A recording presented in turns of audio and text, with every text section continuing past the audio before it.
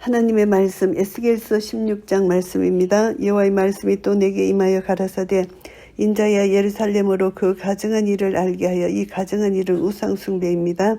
이르기를 주 여호와께서 예루살렘에 대하여 말씀하시되 내 근본과 난 땅은 가나안이요 내 어미는 아모리 족속이요 내 어미는 헷사람이라.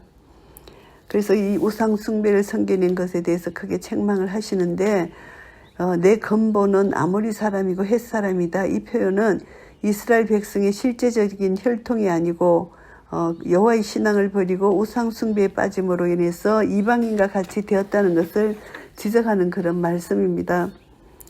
너의 난 것을 말하건대 네가 날 때에 내 배꼽줄을 자르지 아니하였고 너를 물로 씻어 정결케 하지 아니하였고 내게 소금을 뿌리지 아니하였고 너를 강보에 사지도 아니하였나니 아이가 태어날 때 어떤 간섭이 있나 하면은 고대 근동 지방에서는 산파가 그 아이의 소금과 물과 기름을 뿌려서 문지르고 7일 동안 강포로 단단하게 산다고 합니다. 그리고 7일이 지난 후 그 더러운 강포를 어린아이에게서 벗기고 씻은 다음 다시 기름을 바르고 7일 동안 강포로 산다고 합니다. 이런 정결의식에 대해서 어린아이를 악한 영들에게서 보호하기 위해서 행한다고도 추정하는데요. 예루살렘이 이런 정결의식을 받아보지도 못한 것으로 비유한 것은 그 성읍이 당시 버림받아 별 볼 일 없는 존재로 전락되어 있었다는 것을 암시하여 주는 말씀이고요.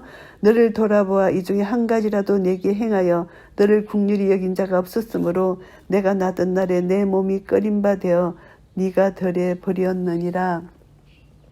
덜에 버렸다는 것은 이제 덜짐승 폭구무 같은 것을 드러내 놓으면은 위험하잖아요. 죽은 것과 마찬가지죠. 이스라엘을 어린아이로 비유해서 예루살렘이 당시 그곳 이방인들에게 하찮은 존재로 비춰졌다. 버려온 자같이 되었다. 이런 말씀이고요. 내가 내 곁으로 지나갈 때에 내가 피투성이가 되어 발짓하는 것을 보고 내게 이르기를 너는 피투성이라도 살라. 다시 이르기를 너는 피투성이라도 살라 하고 하나님의 주권적인 은혜로 사람들에게 하찮은 존재로 취급되어진 자를 살도록 하신다는 것입니다. 이처럼 은혜 받을 만한 자격이 없는 자에게 하나님은 이렇게 은혜를 베풀어 주신다. 하나님이 은혜와 긍휼이 풍성하신 분이심을 여기서 나타냅니다.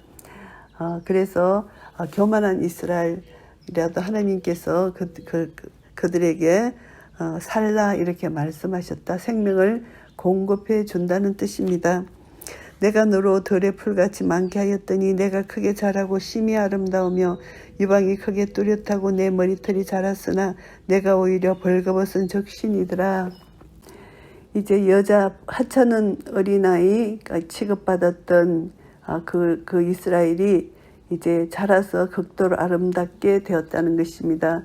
유방이 뚜렷이 나타나고 또 이 여자아이는 결혼해도 될 만큼 성숙해졌다. 심히 아름답게 되었다. 머리털도 자랐다는 것이죠. 그런데 오히려 벌거벗은 적신이더라. 예루살렘은 여전히 수치와 부끄러움 가운데 처해 있다. 이런 뜻을 여기서 말씀합니다. 내가 내 곁으로 지나며 보니 내 때가 사랑스러운 때라. 내 옷으로 너를 덮어 벌거벗은 것을 가리우고 내게 맹세하고 언약하여 너로 내게 속하게 하였느니라. 나 주 여호와의 말이니라. 사랑할 만한 나이, 그녀가 이제 이 어린아이가 성숙해서 신랑 될 자와 사랑할 수 있을 때가 됐다는 것입니다. 그래서 이제 옷으로 너를 덮는다. 신랑이 신부를 취할 때 그의 옷으로 덮어 사랑의 일치를 이루게 됨을 상징적으로 암시하는 것인데요. 언약하여 이 말씀입니다. 신랑과 신부가 서로 약조하여 결혼하는 거, 언약한다는 거. 그래서 하나님께서 이스라엘 족속들을 애굽의 압박 속에서 구원하여 내시고 더러움과 수치를 덮으시고 이제 시내산에서 율법 언약을 맺으신 것으로 이해할 수가 있습니다. 또 하나님께서 이스라엘 백성과 결혼 관계를 맺으셨다는 언약에 의해서 서로 사랑하는 관계에 이르렀다는 것을 가리킵니다. 그래서 내게 속하게 하였다. 이스라엘 백성들이 언약을 통해서 하나님의 소유가 되었다는 것을 여기서 뜻하는 말씀이고요. 내가 물로 너를 씻겨서 내 피를 없이 하며 내게 기름을 바르고 물로 씻는다. 이스라엘 백성에게 비유된 이제 처녀로 하여금 결혼할 수 있도록 사전에 준비시킨다는 이런 말씀입니다. 그래서 이 피는 이제 여자가 성숙해도 갓난 아이 때의 피를 보이고 있는 것은 여자가 곧바로 결혼할 수 없는 상태라는 것입니다. 그래서 어린 아이 시절에 가졌던 유치함을 벗어버리고 결혼을 위한 준비를 해야 한다, 이런 뜻이고요. 기름은 이제 식물순 기름, 감람나무 열매에서 취한 기름입니다. 이 기름은 식용, 약용으로 사용하는데 결혼을 준비하는 여인에게 기름을 바르는 것은 신부로서 향기를 내도록 하기 위함입니다. 그래서 이제 이 아이가 성숙하여 결혼 준비에 들어갔다는 것을 의미합니다. 수놓은 옷을 입히고 물돼지 가죽 신을 신기고 가는 배로 띄우고 명주로 덧입히고, 이제 수놓은 옷을 입히고 사랑받는 것을 여기서 암시합니다. 그리고 물돼지 가죽신, 이 모든 것이 귀하게 여긴다. 귀하게 여기서 이런 신을 신긴다. 그리고 또 가는 배로 띄운다. 귀한 옷을 입힌다는 것입니다. 비단 옷, 귀한 옷, 명주 가는 배로 띈 이런 옷을 입힌다, 이것을 말씀하고요. 폐물을 채우고 팔걸이를 손목에 끼우고 사슬을 목에 들이우고, 장식품, 결혼 풍습에 보여주는 신부에게 각종 장식품으로 단장해 준다는 것을 여기서 말씀하고요. 코걸이를 코에 달고 귀걸이를 귀에 달고 화려한 면류관을 머리에 씌었나니, 계속 장식, 신부의 장식을 여기서 언급하고 있고요. 이와 같이 내가 금은으로 장식하고 가는 배와 명주와 수놓는 것을 입으며 또 고운 밀가루와 꿀과 기름을 먹음으로 극히 곱고 형통하여 왕후의 지위에 나아갔느니라. 솔로몬 시대에 이제 나라가 평화롭고 은금이 풍부했기 때문에 왕의 식탁, 밀가루 등 음식이 풍부하고 백성들도 풍요롭게 살았던 이런 시절을 생각할 수가 있습니다. 그래서 이제 꿀과 기름, 고운 밀가루 이렇게 풍성하게 이제 나아갈 수 있는 이런 것을 여기서 말씀하고요. 내 화려함을 인하여 내 명성이 이방 중에 퍼졌으면 내가 내게 입힌 영화로 내 화려함이 온전함이니라. 나 주 여호와의 말이니라. 처녀가 화려한 장식품으로 단장하고 풍요로운 음식의 섭취로 아름답게 되었다는 것을 말씀하고요. 그래서 이 비유의 실체는 예루살렘이 번영하고 풍요롭게 되었음을 가리킵니다. 이스라엘 역사 가운데 솔로몬 왕 시대의 번영과 일치하는 것으로 볼 수가 있고요. 그러나 내가 내 화려함을 믿고 내 명성을 인하여 행음하되 무릇 지나가는 자면 더불어 음란을 많이 행함으로 내 몸이 그들의 것이 되도다. 이들이 부요하여 이제 우상 숭배를 함으로 하나님과 언약한 것을 잊어버리고 우상을 예배했다는 것이죠. 그래서 행음했다. 결혼한 사람과 사랑의 연합을 하지 않고 사랑의 일치를 하지 않고 그 언약을 어겼다는 것입니다. 행음했다는 것입니다.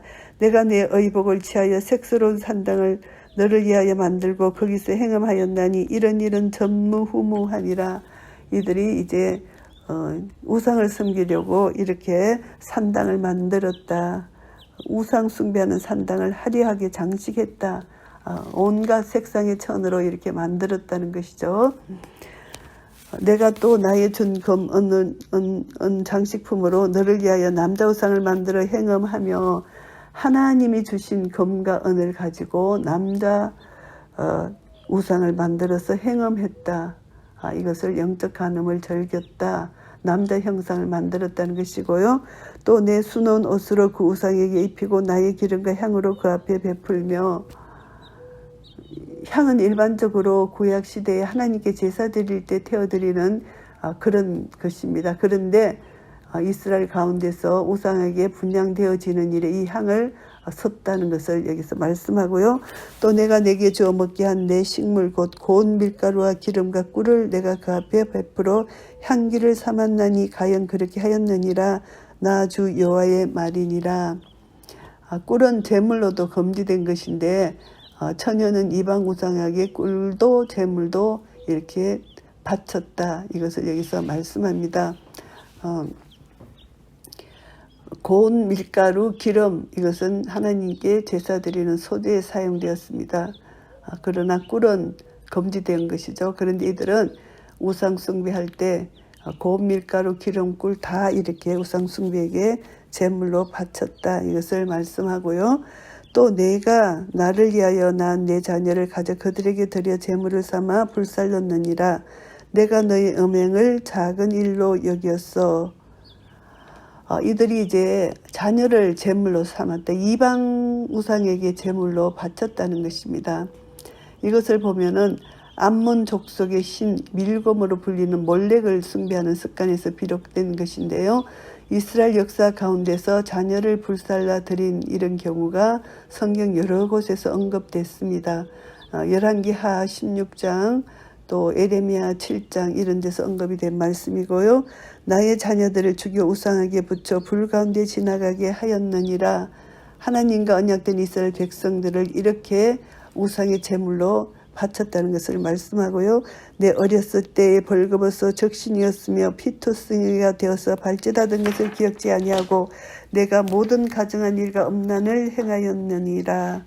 이들이 모든 가증한 일 엄난을 행하였다. 하나님을 떠나 우상 숭배한 것 이들의 교만을 지적하는 말씀입니다. 나 주 여호와가 말하노라. 너는 하 있을진저 내가 모든 악을 행한 후에 너를 위하여 누를 건축하며 모든 거리의 높은 데를 쌓았도다.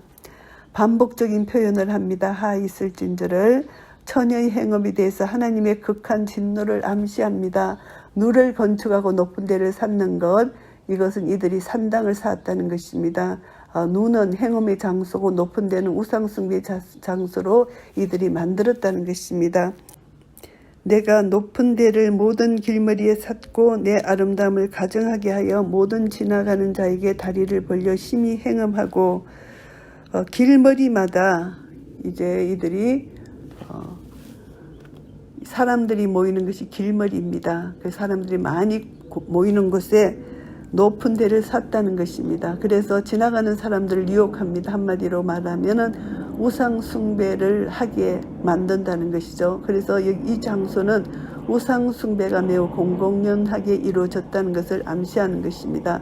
모든 지나가는 자에게 행음하게 했다는 것입니다. 우상 숭배를 이들이 건면하고 유혹했다는 것을 여기서 말씀합니다. 하체가 큰 내 이웃나라 예국 사람과도 행음하되 심히 엄난히 하여 내 노를 격동하였도다. 애굽을 이렇게 하체가 크다는 것으로 이렇게 이제 이렇게 묘사합니다. 심히 엄난히 하였다. 그래서 내 하나님의 노를 격동했다는 것을 말씀하고요. 애국과 동맹으로 인해서 그 약이 되는 것으로 말미암아 우상 숭배가 더 흥행했다는 것을 말씀하고요. 그러므로 내가 내 손을 내 위에 펴서 내 일용 양식을 감하고 너를 미워하되 하는 블레셋 여자 곧 내 더러운 행실을 부끄러워하는 자에게 너를 붙여 임의로 하게 하였거늘. 이제 블레셋 여자, 하나님의 주권적 섭리 아래서 이스라엘을 침노케 하고 괴롭게 한다는 것입니다. 블레셋을 들어서셔서 하나님께서 유다 백성들을 심판하신다는 것이고요. 내가 음욕이 차지 아니하여 또 아수르 사람과 행음하고 또 그들과 행음하고도 오히려 부족히 여겨 또 아수르하고 또 이들이 친아수르 정책을 썼어. 아수르 사람과 연합하고 이들이 섬기는 우상을 또 이들이 모방해서 숭배했다는 것을 여기서 말씀합니다. 장사하는 땅 갈대아까지 심히 행음하되 오히려 족한 줄을 알지 못하였느니라. 갈대아까지 이들이 이제 행음했다. 장사꾼이죠. 상인을 말하는데요. 상인의 땅 갈대아까지 이들이 이제 그 상인을 활동할 때 붙여진 이름인데 이들이 거기까지 뻗쳤다. 이것은 이스라엘 족속이 친바벨론 정책을 쓰고 그들과 연합한 적이 있는 것을 여기서 가리킵니다. 그래서 이들이 뻗어나가는 나라마다 만나는 나라마다 그들의 우상을 섬기게 되었다. 이것을 말씀하고요. 나 주 여호와가 말하노라. 내가 이 모든 일을 행하니 이는 방자한 엄부의 행위라. 내 마음이 어찌 그리 약한지 이렇게 말씀합니다. 이스라엘 족속이 그 정욕을 자제할 힘이 없는 연약한 존재임을 강조하면서 회개하지 않는 이스라엘을 책망하는 말씀입니다. 그래서 내가 누를 모든 길머리에 건축하며 높은 데를 모든 거리에 삭고도 값을 싫어하니 창기 같지도 않도다. 이스라엘 족속은 행음을 하면서도 대가를 받기는커녕 엄부인 우상에게 도리어 대가를 지불했다는 것을 여기서 말씀하고 있습니다. 그 지압이 대신에 외인과 사통하여 간음하는 아내로다. 구약율법에서 이웃과 간음하는 것을 십계명으로 금하고 있습니다. 간음하는 하는 자는 죽이는데요. 우상숭배도 영적 간음죄에 해당하기 때문에 그것을 범한 이스라엘 족속은 그에 따른 사망의 징벌을 받아야 마땅하다는 것, 이것을 말씀합니다. 사람들은 모든 창기에게 선물을 주거늘 오직 너는 내 모든 정든 자에게 선물을 주며 값을 주어서 사방에서 와서 너와 행음하게 하니. 선물은 여기서 결혼 선물을 의미합니다. 고대 건동 지방에서 결혼 선물은 신부가 신랑 측에서 받는 것이잖아요. 이스라엘 족속이 이 선물을 주었다는 것은 일반적인 관례를 바꾼 것이죠. 그들의 언행의 의지를 한층 더 돋보이게 하는 그런 말씀입니다. 하나님으로부터 받은 바 축복, 재물을 이방인들과 조약을 맺고 의탁하는데 다 소비했다는 것을 여기서 말씀합니다. 그래서 우상숭배를 열심히 했다는 것을 여기서 가리키는 것이고요. 너의 엄난함이 다른 여인과 같지 아니하면 행음하려고 너를 따르는 자가 없음이며 또 내가 값을 받지 아니하고 도리어 줌이라 그런즉 다른 여인과 같지 아니하니라. 이들의 엄난함을 이렇게 지적하는 것이고요. 그러므로 너 엄부야 여호와의 말을 들을지어다. 하나님이 심판하시겠다는 것입니다. 이스라엘에게 하나님의 심판이 말씀이 선고되어지는 내용입니다. 나 주 여호와가 말하노라. 내가 내 누추한 것을 쏟으며 내 정든 자와 행음함으로 벗은 몸을 드러내며 또 가정한 우상을 이하며 내 자녀의 피를 그 우상에게 드렸은즉 이스라엘 족속이 엄행을 위해서 과도하게 물질을 낭비한 것을 여기서 가리킵니다. 그래서 이제 여기서 보시면은 내 자녀의 피를 여기서는 이스라엘 족속은 엄행의 대가로서 가장 값진 자기 자녀도 아깝게 여기지 않고 지불했다는 것을 의미합니다. 이것은 하나님의 진노를 사올 수밖에 없는 것이고요. 내가 너희 즐거워하던 정든 자와 사랑하던 모든 자와 미워하던 모든 자를 모으되 사방에서 모아 너를 대적하게 할 것이요 또 내 벗은 몸을 그 앞에 드러내어 그들로 그것을 다 보게 할 것이며 이제 수치를 당하게 할 것이다. 이들이 이스라엘 족속이 이웃나라와 동맥을 맺고 연합하고 그 나라를 의뢰했고 그곳에 우상을 들여와서 숭배했다는 것, 이것을 보면서 하나님은 이들에게 수치를 당하게 할 것이다. 이스라엘 백성들에게 그들이 의뢰했던 것으로 인하여 하나님은 수치를 당하게 할 것이다. 이것을 말씀합니다. 내가 또 간음하고 사람의 피를 흘리는 여인을 국문한 같이 너를 국문하여 진노의 피와 투기의 피를 내게 돌리고.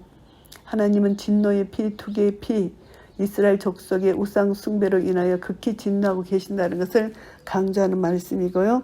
내가 또 너를 그들의 손에 붙이리니 그들이 내 누를 흘며 내 높은 대를 해파하며 내 의복을 벗기고 내 장식품을 빼앗고 내 몸을 벌거벗겨 버려두며. 이제 하나님은 의복을 벗기고 엄난한 것을 다 폭로하시겠다. 네 누를 흘고 대를 다 해파하시겠다. 이것을 말씀합니다. 무리를 데리고 와서 너를 돌로 치며 칼로 찌르며 이제 심판을 하시겠다는 것이죠. 바벨론, 아수르 군대들이 와서 이스라엘 족속을 징벌할 것이라는 것을 암시합니다. 불로 너희 집들을 사르고 여러 여인의 목전에서 너를 벌할지라. 내가 너로 곧 음행을 그치게 하리니 내가 다시는 값을 주지 아니하리라. 이들이 이방인을 통해서 이들이 멸망당할 것이다. 그래서 다시는 음행을 할 수가 없도록 하겠다 경고하십니다. 그리한즉 내가 내게 대한 내 분노가 그치며 내 투기가 내게서 떠나고 마음이 평안하여 다시는 노하지 아니하리라. 하나님의 심판이 끝났다는 것이죠. 내가 어렸을 때를 기억지 아니하고 내 모든 일로 나를 경록케 하였은즉 내가 내 행위대로 내 머리에 보응하리니 내가 이 엄난과 내 가정 모든 가정한 일을 다시는 행하지 아니하리라. 나 주 여호와의 말이니라. 이제 하나님께서 예루살렘 거민들의 죄악을 용서치 않고 그들에게 그대로 돌려보내서 죄악대로 심판하신다는 것을 말씀합니다. 무릇 속담하는 자가 내게 대하여 속담하기를 어미가 어떠하면 딸도 그렇다 하리라. 너는 그 남편과 자녀를 싫어한 어미의 딸이요 너는 그 남편과 자녀를 싫어한 형의 동생이로다. 내 어미는 햇사람이요 내 아비는 아모리 사람이며. 속담한다는 것은 비유한다는 것입니다. 그래서 이것을 보면 어미가 어떠하면 딸도 그렇다. 어미야 딸이 그 행동 품위 면에서 닮았다는 말입니다. 예루살렘의 어미로 묘사된 햇사람이 하나님 앞에서 가정하고 엄난했듯이 그의 딸 예루살렘도 가정하고 엄난하다는 이런 뜻을 말씀하고요. 그래서 하나님은 어미는 햇사람이고 아비는 아모리 사람이라 이렇게 표현을 합니다. 그래서 하나님이 우리 아버지시고 남편이신데 이스라엘에 그들은 이제 하나님을 아버지로 남편으로 여기지 않았다는 것입니다. 그래서 햇사람과 사마리아 사람처럼 닮아갔다. 그래서 하나님을 버렸다.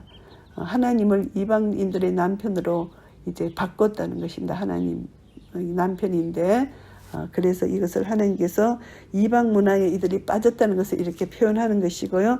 내 형은 그 딸들과 함께 내 좌편에 거하는 사마리아요, 내 아우는 그 딸들과 함께 내 우편에 거하는 소돔이라. 사마리아와 소돔에 비유합니다. 하나님 앞에서 가정한 우상 숭배 음행으로 범죄한 곳으로 유명한 것이 가나안 소돔이잖아요. 그래서 하나님은 이들이 엄난하게 범죄했다는 것을 여기서 지적하는 것이고요. 내가 그들의 행위대로만 행치 아니하며 그 가정한 대로만 행치 아니하고 그것을 적게 여겨서 내 모든 행위가 그보다 더 부패하였도다.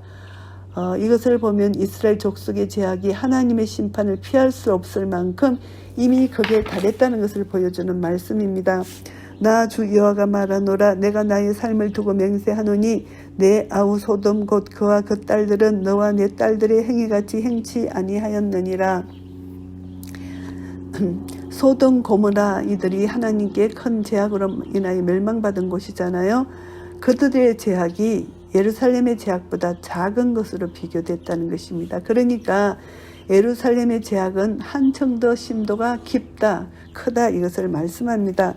내 아우 소돔의 제약은 이러하니 그와 그 딸들에게 교만함과 식물의 풍족함과 태평함이 있으며 또 그가 가난하고 궁핍한 자를 도와주지 아니하며 이제 교만함이 어떤 교만이냐 하면은 가난한 자를 돌아보지 않고 압제한다는 것입니다. 그래서 식물의 풍족함으로 이제 이웃을 돌아보지 않는다. 이것을 이들의 교만한 마음, 가난한 자의 궁핍함을 이제 도와주지 않고 압제받는 자의 부르짖음을 듣지 아니하고 자기들만 살찌어지는 그런 것을 하나님이 책망하십니다. 그만하여 가증한 일을 내 앞에서 행하였음이라. 그러므로 내가 또 보고 곧 그들을 없이 하였느니라. 하나님의 심판이 있을 수밖에 없다는 것 이것을 말씀하고요. 사마리아는 내 죄의 절반도 범치 아니하였느니라. 내가 그들보다 가증한 일을 심히 행한 고로 너의 가증한 행위로 내 형과 아우를 어렵게 하였느니라. 사마리아는 우상 숭배함으로 결국 하나님께 멸망당했지만 예루살렘 제약의 절반도 범죄치 않았다는 것. 그러니까 예루살렘 제약이 얼마나 큰지를 여기서 비유하는 그런 말씀입니다. 내가 내 형과 아우를 논단하였은즉 너도 내 수치를 담당할지니라. 내가 그들보다 더욱 가증한 죄를 범함으로 그들이 너보다 어렵게 되었나니 내가 내 형과 아우를 어렵게 하였은즉 너는 놀라며 내 수치를 담당할지니라. 형과 아우 이제 문자적으로 자매를 말씀하시는데 하나님께서는 여기서 유다인들이 사마리아인들을 정죄한 것을 가리킨다고 해석합니다. 그런데 그들보다 더 죄가 더 이들의 유다 예루살렘의 죄가 더 크다는 것을 말씀하고요. 내가 그들의 사로잡힘 곧 소돔과 그 딸들의 사로잡힘과 사마리아와 그 딸들의 사로잡힘과 그들 중에 너희 사로잡힌 자의 사로잡힘을 돌이켰어. 이제 하나님은 이들의 사로잡힌 것을 돌이키시겠다. 하나님의 은혜 가운데 회복될 것을 암시하는 말씀입니다. 너로 내 수욕을 담당하고 너의 행한 모든 일을 인하여 부끄럽게 하리니 이는 내가 그들에게 위로가 됨이라.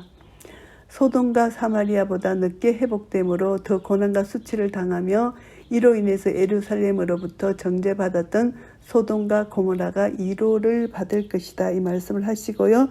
내 아우 소돔과 그 딸들이 옛 지위를 회복할 것이요 사마리아와 그 딸들도 그 옛 지위를 회복할 것이며 너와 내 딸들도 너희 옛 지위를 회복할 것이니라. 회복은 하나님께서 그들의 죄에 대한 징계를 모두 펴하신 후에 하나님 은혜를 베푸신다는 것입니다. 그래서 하나님은 회복시켜 주시겠다는 것을 약속하신 것이고요. 내가 교만하던 때에 내 아우 소돔을 내 입으로 말하지 아니하였나니 이 소돔 멸망당한 소돔 땅 이스라엘 족속이 기억하고 기감으로 삼아야 했음에도 불구하고 경고의 교훈을 받지 않았다는 그런 뜻입니다. 곧 내 악이 드러나기 전에며 아람 딸들이 너를 능욕하기 전에며 너의 사방에 둘러있는 브레셀 딸들이 너를 멸시하기 전이니라. 내 음란과 내 가정한 일을 내가 담당하였느니라. 나 여호와의 말이니라. 예루살렘 거민들이 이제 가정한 우상 숭배를 했고 하나님을 떠나 이방 족속들과 연합했기 때문에 하나님 앞에서 영적 음행을 범한 결과 심판받은 사실에 대해서 여기서 말씀하고 있는 것입니다. 나 주 여호와가 말하노라. 내가 명세를 멸시하여 언약을 배반하였은즉 내가 내 행한 대로 내게 행하리라. 예루살렘이 하나님과 언약 관계에 있었으나 스스로 그것을 파기하고 가정한 우상 숭배 음행을 했기 때문에 하나님은 그대로 심판하실 것이다. 이것을 말씀하는 것이고요. 그러나 내가 너의 어렸을 때에 너와 세운 언약을 기억하고 너와 영원한 언약을 세우리라. 이스라엘 백성들이 이제 출애굽해서 하나님께서 시내산에서 시내산 언약, 구약 율법 언약을 세우셨잖아요. 그 언약과 다른 새 언약, 영원한 언약을 세우겠다는 말씀입니다. 영원한 언약은 예수 그리스도의 피로 세워지는 그 새 언약을 여기서 예시하는 말씀입니다. 내가 내 형과 아우를 접대할 때에 내 행위를 기억하고 부끄러워할 것이라. 내가 그들로 내게 딸로 주려니와 내 언약으로 말미암음이 아니니라.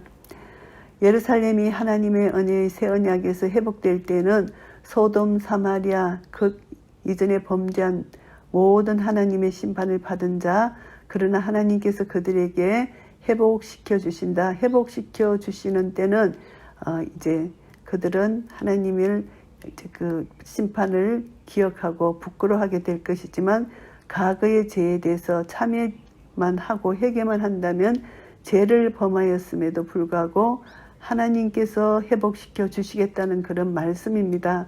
그래서 장차 새 언약 시대에 예루살렘 모든 지역의 거민들이 이제 하나님의 새 언약의 은혜를 받을 것이다. 이것을 말씀합니다. 그래서 예루살렘이 모든 지역의 중심이 될 것이라는 것을 암시하는 말씀이고요. 내가 내게 새 언약, 내 언약을 세워서 너로 나를 여호와인 줄 알게 하리니, 이제 그 언약을 통해서 이제 범죄하여 심판받은 이스라엘 족속에게 하나님의 새로운 언약을 체결하시고 그들로 하여금 진정한 언약의 하나님이 되심을 알게 하실 것이라는 것이고요. 이는 내가 내 모든 행한 일을 용서한 후에 너로 기억하고 놀라고 부끄러워서 다시는 입을 열지 못하게 하려 함이니라.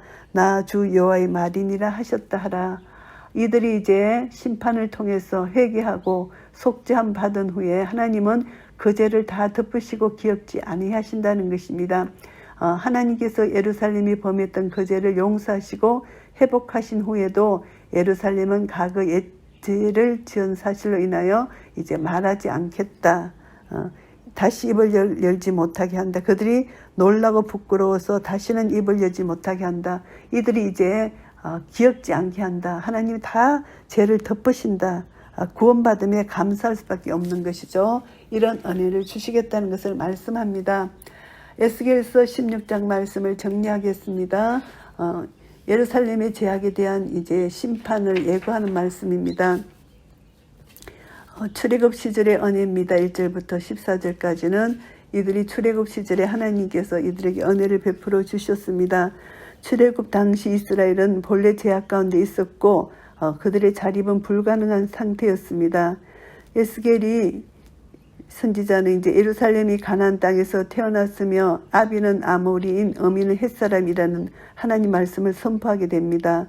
이것은 이들이 혈통으로 말씀하는 것이 아니라 이들이 지금 가나안 족속의 죄악에 물들었다는 것을 묘사하기 위해서 이렇게 말씀하신 것이고요. 이제 이스라엘은 성숙한 처녀의 모습으로 성장합니다. 하나님을 제대로 섬기지 못하고 애굽의 무자비한 탄압을 받으면서도 상승하고 강대해져서 이제 이들이 성숙했습니다. 그래서 이제 성숙된 이스라엘을 하나님께서 애굽에서 구출해내시고 구원을 이루어 주시는 것이고요. 그래서 이스라엘은 하나님과 교제한 결과 이제 왕후가 누릴 축복을 받게 됩니다. 하나님의 권능에 힘입어서 애굽에서 나온 이후에 이제 가나안 땅에 성공적으로 정착할 수 있습니다. 그런데 거기서 이들은 하나님께 예배를 드리고 하나님을 영화롭게 하지 않고 언약 백성인 이들이 오히려 이제 우상을 숭배하는 죄에 빠지게 된다는 것입니다. 그런데 하나님은 택하신 족속 왕 같은 제사장 거룩한 나라 그의 소유된 백성이라고 말씀하셨잖아요. 이스라엘 백성들을 하나님이 얼마나 사랑하셨는지 깨닫게 됩니다. 하나님께서는 아브라함과 맺은 언약을 지키시고 성실하게 보호하시고 인도해 주시는 것입니다. 그래서 신약 시대의 참 이스라엘인 우리 성도들은 하나님의 은혜와 축복에 감격하고 감사하는 삶을 살아야 된다는 것을 알 수가 있습니다. 그래서 출애굽 시절에 하나님의 은혜를 이렇게 기록한 것입니다. 어린 아이 때, 성숙하는 처녀 때 이제 결혼하고 왕후가 누리는 축복, 모든 복을 이스라엘이 이렇게 받았다는 것을 말씀하고요. 그런데 이제 15절부터 63절까지는 이런 이스라엘 예루살렘이 심판을 받아야 되는 이유에 대해서 말씀합니다. 이스라엘은 하나님의 사랑을 깨닫지 못했습니다. 자기 고집대로 행동했다는 것이죠. 그래서 하나님께서 이스라엘에게 주신 풍성한 선물을 오히려 그것을 가지고 우상을 숭배하는 데 다 소모했다는 것입니다. 그리고 방탕과 정욕에 빠져서 자신의 쾌락만을 추구했다는 것입니다. 그래서 이스라엘은 하나님을 이해하지 않고 자기 자신을 위해서 살았다. 우상을 숭배하면서 살았다. 우상 숭배는 하나님께서 철저하게 금지하였음에도 불구하고 이스라엘은 이런 죄악에 빠졌다는 것입니다. 그리고 세상에 만연된 쾌락 풍조에 빠져 있었다는 것입니다.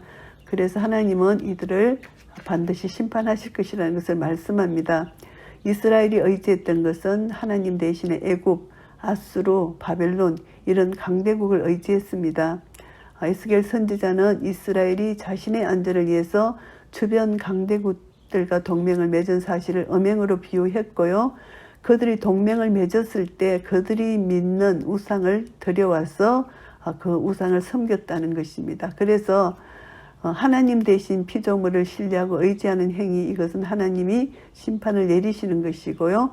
또 하나님이 이스라엘의 남편이라고 말씀하셨는데 남편의 보호를 받아야 되는 선민이 오히려 이방 주변 그런 사람들과 이제 은밀히 그들과 통함으로 그것을 간음으로 간주해서 음행했다. 이것을 하나님이 지적하십니다. 그래서 그들이 의지했던 그 이웃 나라들을 통해서 이스라엘이 침략을 받게 되고 결국은 하나님의 심판을 받게 되는 것입니다.